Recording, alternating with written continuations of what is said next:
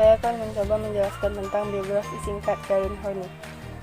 Claire Danielson lahir pada tanggal 16 September tahun 1885 di tengah keluarga Clotilde dan Bernd Wolters Danielson. Beliau dilahirkan di sebuah desa kecil tidak jauh dari Hamburg sebelah utara Jerman. Pada usia 9 tahun, Horney menjadi seorang anak yang ambisius dan suka melawan. Dia memutuskan bahwa jika dia tidak dapat memperoleh cinta dan kasih sayang dan rasa aman, maka dia akan melakukan balas dendam kepada perasaan tidak menarik dan kurangnya. Contohnya seperti dia akan memberontak sehingga membuat sekelilingnya tidak nyaman, atau dia akan melakukan suatu hal yang membuat sekelilingnya sakit hati. Teori kepribadian Horney menjelaskan bagaimana rasa cinta yang tidak terpenuhi pada masa kanak-kanak mendorong berkembangnya kecemasan dan permusuhan dasar. Jadi pada umumnya anak-anak akan sensitif dengan perbandingan. Seperti contohnya, mungkin kita sering dibanding-bandingin dengan sepupu kita. Jadi setelah orang tua kita membanding-bandinginya, akan ada rasa kecemasan dan timbulnya dendam kepada anak tersebut. Lalu selama beberapa tahun dia mengembangkan sebagian besar teorinya. Dia membuka praktik mengajar dan menulis.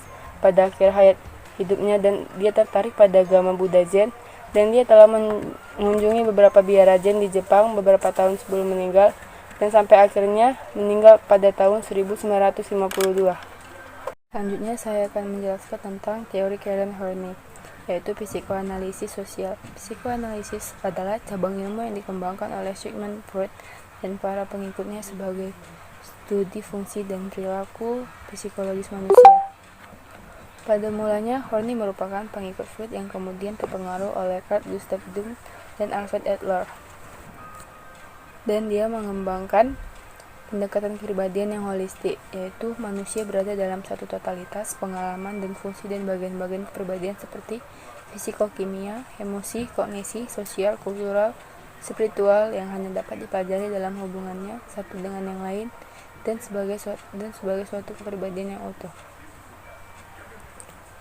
Sementara itu, Horney sendiri menyatakan bahwa tidak ada hal penting yang dapat dikerjakan di ranah psikologi dan psikoterapi, dan tanpa mengakui temuan fundamental dari Freud. Menurut Horney, doktrin Freud yang terpenting yaitu yang pertama, semua proses dan event psikis bersifat ditentukan, yaitu semua terjadi karena alasan tertentu dan bukan terjadi secara random.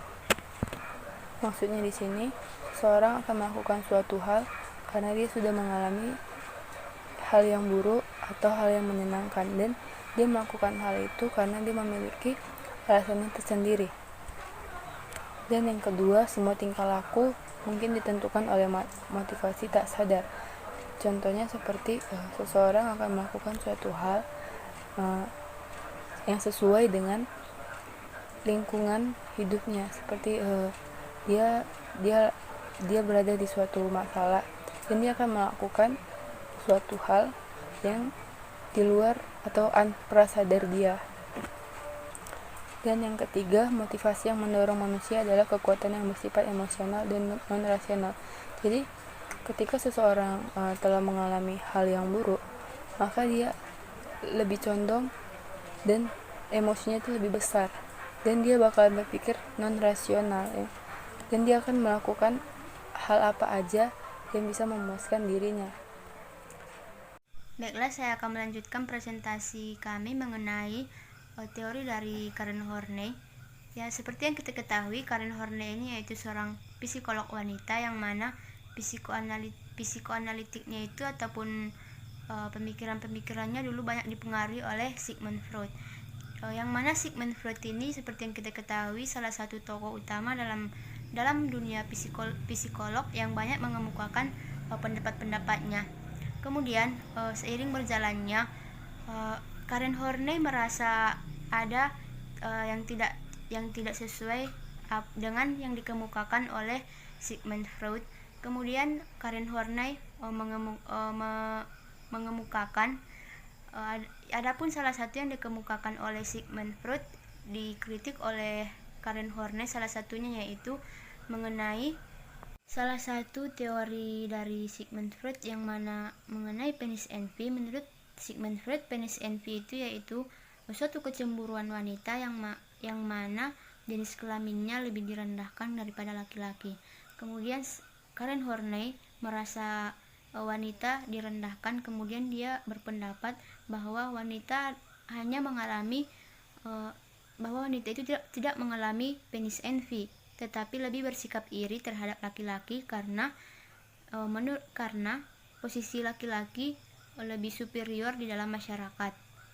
Kemudian pendapat dari Karen Horney ini diterima oleh ilmuwan-ilmuwan psikolog dengan baik, tetapi seiring berjalannya, karena banyak menurut Karen Horney yang tidak sesuai dengan pemikirannya, maka ia pun banyak mengkritik tajam mengenai pemikiran-pemikiran dari Sigmund Freud, yang mana para ilmuwan pun berpendapat bahwa Karen Horney telah merendahkan pemikiran-pemikiran dari Sigmund Freud. Adapun beberapa teori dari Sigmund Freud yang ditentang oleh Karen Horney, yaitu salah satunya teori Freud terlalu mekanistik dan biologik sehingga tidak bisa menggambarkan keutuhan motivasi dan tingkah laku manusia. Kemudian perhatian Freud terhadap interrelasi manusia sangat kecil, sehingga berakibat penekanan yang salah pada motivasi seksual dan konflik. Karena seharusnya menurut Karen Horney, keamanan dan ketidakpuasan ataupun non-seksual yang menjadi kekuatan pendorong berfungsinya kepribadian. Kemudian yang seperti saya jelaskan tadi mengenai teori Freud yang berpendapat penis envy itu, karena menurut Karen Horney wanita itu tidak memiliki penis envy. Kemudian selanjutnya yaitu kebutuhan kasih sayang dan cinta semakin kuat. Menurut Karen Horney, teori ini tidak terlalu penting karena menurutnya teori ini lebih condong pada masa anak-anak seseorang. Itulah beberapa teori-teori dari Sigmund Freud yang dikritik tajam oleh Karen Horney, tetapi teori yang paling dikritik dan paling tidak sesuai menurut Karen Horney yaitu mengenai penis envy tadi. Kemudian dari ini Karen Horney mengajukan konsep womb envy, di mana ia berpendapat bahwa prialah yang merasa iri karena pria tidak bisa mengandung dan melahirkan. Itulah beberapa penjelasan saya mengenai pertentangan oleh Karen Horney dan Sigmund Freud, kemudian akan dijelaskan oleh teman saya selanjutnya. Saya akan melanjutkan materi yang akan sampaikan, yaitu lingkaran setan atau kecemasan menurut Harney. Kecemasan dan permusuhan cenderung ditekan atau repres atau dikeluarkan dari kesadaran karena menunjukkan rasa takut bisa membuka kelemahan diri dan menunjukkan rasa marah berisiko dihukum dan kehilangan cinta dan keamanan. Bayi mengalami proses melingkar yang oleh Harney dinamakan dengan lingkaran setan atau vicious circle. Dimulai sejak lahir, bayi membutuhkan kehangatan dan kasih sayang untuk dapat menghadapi tekanan lingkungan. Ada dua kecemasan menurut Harney, diantaranya kecemasan dan konflik atau anxiety and conflict. Yang kedua, kecemasan dasar dan permusuhan dasar atau basic anxiety and basic hostility. Kecemasan dan konflik atau anxiety and conflict. Menurut Harney, semua orang yang mengalami konstruktur anxiety, perasaan cemas yang normal muncul pada masa bayi. Ketika bayi yang lahir dalam keadaan tak berdaya dan rentan, itu dihadapkan dengan kekuatan alam yang keras dan tidak bisa dikontrol. Bimbingan yang penuh kasih sayang dan cinta pada awal kehidupan membantu bayi belajar menangani situasi bahaya itu. Sebaliknya, tanpa bimbingan memadai, bayi akan mengembangkan basic ekstensi, basic hostility, dan terkadang neurotic distress. Yang kedua yaitu kecemasan dasar dan permusuhan dasar atau basic anxiety and basic hostility. Kecemasan dasar berasal dari rasa takut, suatu peningkatan yang berbahaya dan dari perasaan tak berteman dan tak berdaya dalam dunia yang penuh ancaman. Kecemasan juga telah didefinisikan dalam istilah perilaku ekspresif, tingkat umum aktivitas, dan seluruh kelas gejala perilaku dan fisiologis diagnostik. Kecemasan dasar selalu dibarengi oleh permusuhan dasar, berasal dari perasaan marah, suatu prediksi untuk mengantisipasi bahaya dari orang lain dan untuk mencurigai orang lain itu. Bersama-sama kecemasan dan permusuhan membuat orang lain yakin bahwa dirinya harus dijaga untuk melindungi keamanannya. Perkenalkan, nama saya Lilis Granella. Saya akan menjelaskan mengenai konflik interpersonal, yaitu kebebasan versus kesepian menurut Karen Horley. Konflik adalah pertentangan antar kekuatan yang berhadapan dalam fungsi manusia yang tidak dapat dihindari. Mengalami konflik tidak berarti neurotik. Perbedaan konflik normal dan neurotik adalah taraf atau tinggi rendahnya. Setiap orang memakai berbagai cara mempertahankan diri dengan penolakan, permusuhan, dan persaingan dengan orang lain. Orang normal mampu memakai bermacam-macam strategi pertahanan disesuaikan dengan masalahnya. Sedang orang neurotik secara konvulsif memakai strategi pertahan yang sama yang pada dasarnya tidak produktif. Harley mengemukakan 10 kebutuhan neurotik, yakni kebutuhan yang timbul akibat dari usaha menemukan pemecahan masalah, gangguan hubungan antar manusia. Yang pertama, kebutuhan neurotik akan kasih sayang dan penerimaan diri. Yang kedua, kebutuhan neurotik akan rekan yang kuat. Yang ketiga, kebutuhan neurotik untuk membatasi hidup dalam lingkup yang sempit. Yang keempat, kebutuhan neurotik akan kekuasaan. Yang kelima, kebutuhan neurotik untuk memanfaatkan orang lain. Yang keenam, kebutuhan neurotik akan penghargaan sosial atau gengsi. Yang ketujuh, kebutuhan neurotik akan kegaguman pribadi. Yang kedelapan, kebutuhan neurotik akan ambisi dan pencapaian diri. Yang kesembilan, kebutuhan neurotik akan kemandirian dan kebebasan. Yang ke-10, kebutuhan neurotik akan kesempurnaan dan ketidakmungkinan untuk salah. Selanjutnya, saya akan menjelaskan mengenai konflik intrapsikis. Kecenderungan neurotik yang timbul dari kecemasan dasar berkembang dari hubungan anak dengan orang lain. Dinamika kejiwaan yang terjadi menekankan pada konflik budaya hubungan antar pribadi. Dalam hal ini, Horley tidak mengabaikan faktor intrapsikis dalam perkembangan kepribadian. Menurutnya, proses intrapsikis semula berasal dari pengalaman hubungan antar pribadi yang sudah terjadi menjadi bagian dari sistem keyakinan. Proses intrapsikis itu mengembangkan eksistensi dirinya terpisah dari konflik interpersonal. Ada 4 konsep diri. Yang pertama, diri rendah atau despised real self. Despised real self adalah konsep yang salah tentang kemampuan diri, keberhargaan, dan kemenarikan diri yang didasarkan pada evaluasi orang yang dipercayainya, khususnya orang tuanya. Evaluasi negatif mungkin mendorong orang untuk merasa tak berdaya. Yang kedua, diri nyata atau real self. Real self merupakan pandangan subjektif bagaimana diri yang sebenarnya, mencakup potensi untuk berkembang, kebahagiaan, kekuatan, kemauan, kemampuan khusus, dan keinginan untuk realisasi diri. Keinginan untuk spontan menyatakan diri yang sebenarnya. Yang ketiga, diri ideal atau ideal self, yang merupakan pandangan subjektif mengenai diri yang seharusnya. Suatu usaha untuk mencari kesempurnaan dalam bentuk khayalan, sebagai kompetensi perasaan tidak mampu dan tidak dicintai. Yang keempat, diri aktual atau actual self, Berbeda dengan real self yang subjektif. Actual self adalah kenyataan objektif diri seseorang, fisik dan mental apa adanya, tanpa dipengaruhi oleh persepsi orang lain. Selanjutnya adalah upaya mengatasi atau attempt at coping. Untuk mengatasi kecemasan dasar, orang mengembangkan sejumlah strategi.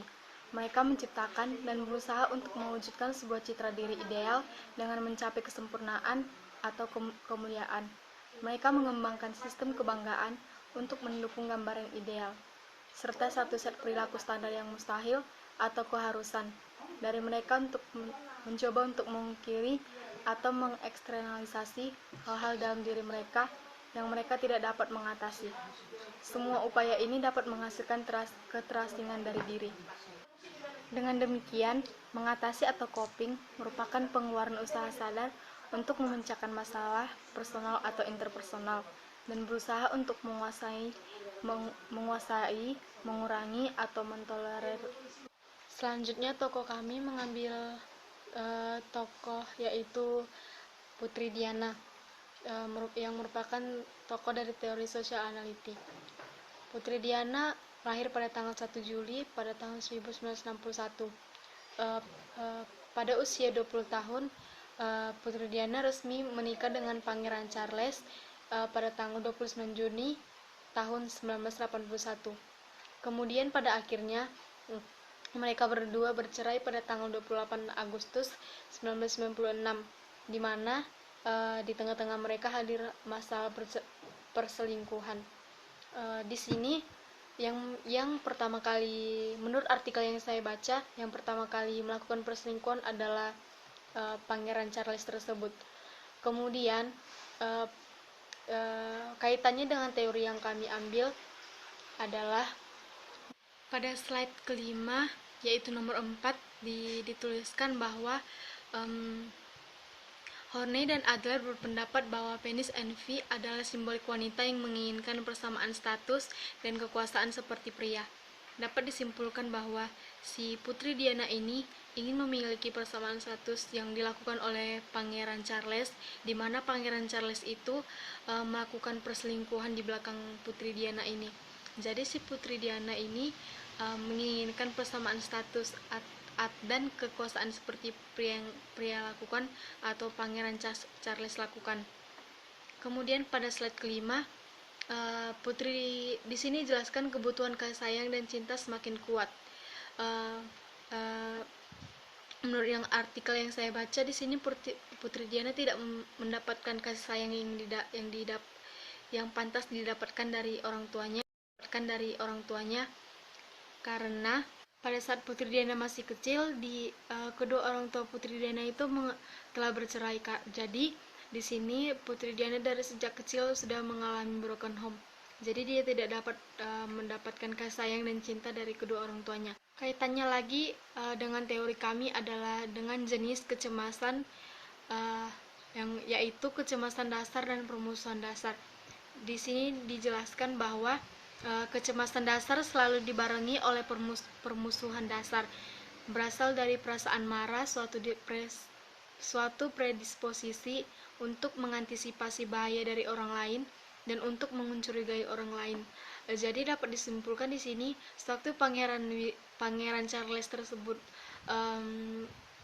melakukan perselingkuhan, di sini Putri Diana logikanya sudah mencurigai pangeran tersebut, sehingga dia juga melakukan perselingkuhan lagi. Lalu informasi yang saya dapatkan lagi di sini, Putri Diana sudah mengidap penyakit mental turunan. Bisa jadi penyakit mentalnya itu berasal dari orang tuanya atau bahkan nenek moyangnya. Di sini tim dokter kerajaan juga percaya, di sini tuliskan, tim dokter kerajaan juga percaya bahwa kondisi medis berbahaya itu bersifat genetik dan mungkin dapat menurun kepada anak-anaknya. Dapat kita pahami di sini penyakit mental itu bisa menurun kepada anaknya Putri Diana ini, yaitu Pangeran William. Demikian kaitan teorinya dengan Putri Diana yang dapat saya sampaikan. Terima kasih.